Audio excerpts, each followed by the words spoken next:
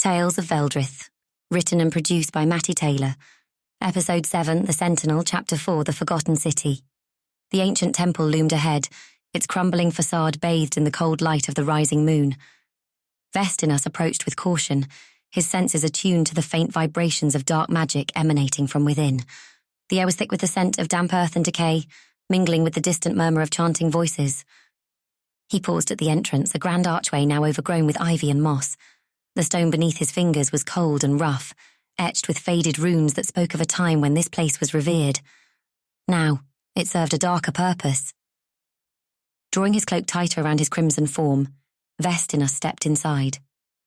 The interior was dimly lit by flickering torches, casting dancing shadows on the walls adorned with ancient carvings. The chanting grew louder, resonating through the vast chamber and sending a chill down his spine. He moved silently, his boots making no sound on the worn stone floor. As he rounded a corner, the source of the chanting came into view.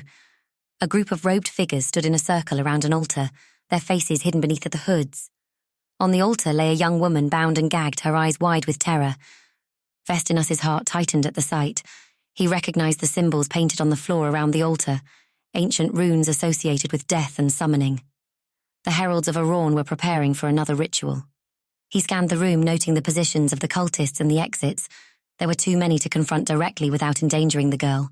He needed a plan. But as he stepped closer, the leader sensed him and stopped chanting.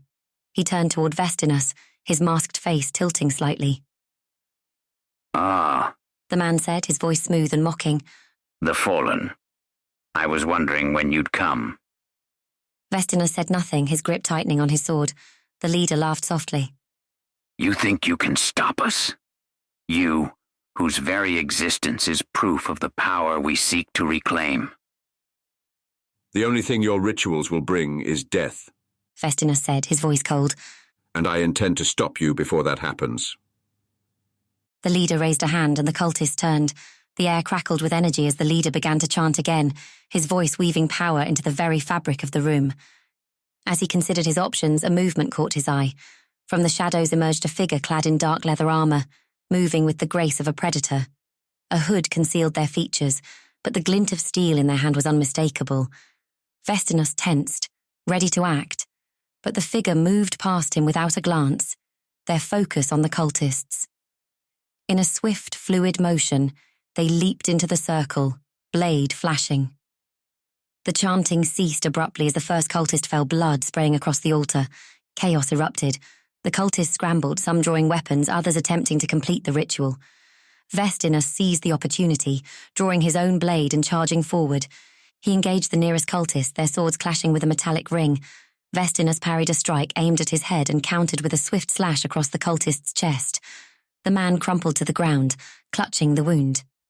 Beside him, the mysterious figure fought with lethal efficiency, dispatching cultists with precise strikes.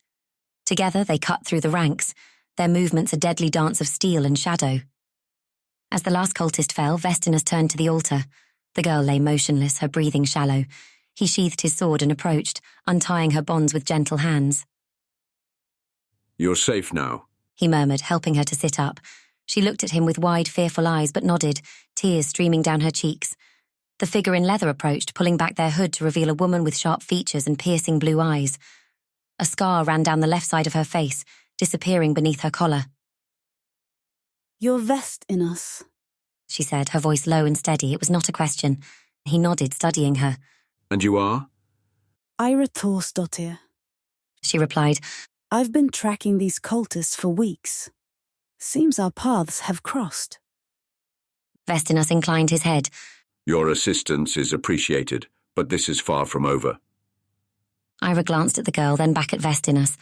"Agreed. We should get her to safety and regroup. There's much to discuss."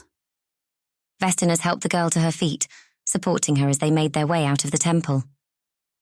Ira walked beside them, her eyes scanning the shadows for any sign of danger. As they stepped into the cool night air, Vestinus couldn't shake the feeling that this was only the beginning. The Heralds of Arawn were growing bolder, their rituals more frequent, and now, with Ira's unexpected arrival, the stakes had been raised.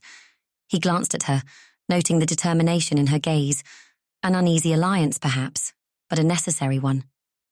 for the darkness looming over Jorvik was unlike any they had faced before, and together they would have to confront it. Tales of Veldrith is brought to you by Metal and Magic, purveyors of Celtic and Viking-inspired casual jewellery. Visit metalandmagic.com. That's Metal and Magic with a CK.com.